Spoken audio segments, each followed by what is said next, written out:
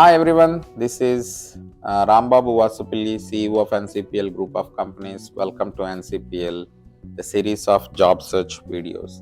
In this video, I'm planning to discuss about some of the do's and don'ts when once you finish the interview, right?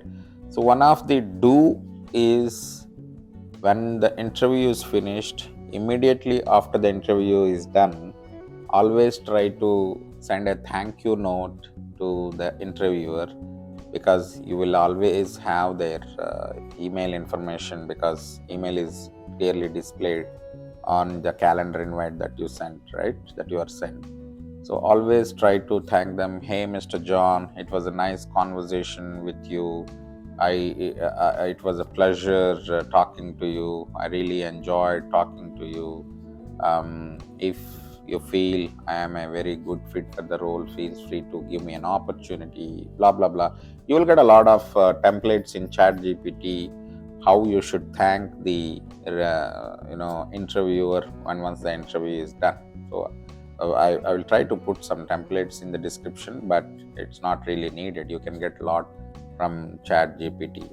But the point here is, after the interview is done, you should always send a thank you note, and that way, the interviewer will get a good feel when they see you.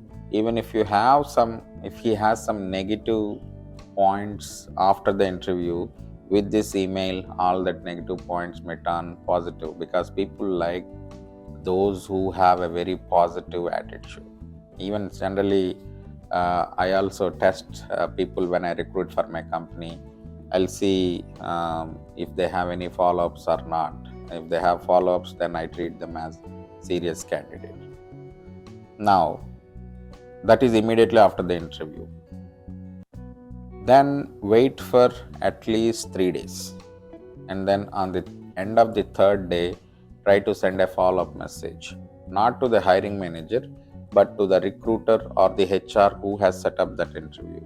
Hey Emily, I attended interview 3 days back. It was a nice conversation with Mr. John, the hiring manager. Did you get any feedback on the interview, or do you think what are my next steps, etc.? So this is a gentle follow-up with the recruiter or the HR who has set up that interview. Again, this gives a very good feel. But again, you have to wait for at least a week to do the next follow-up. Okay. Again, hey Emily, did you get chance to talk to John about the feedback of my interview? Many a time, recruiters don't answer to these follow-up questions unless they have some solid news. So you may or may not get any response to this follow-up, but it always gives a good feel to the recruiter that you are really indeed serious about knowing the outcome of this interview. These are the only follow-ups you should do.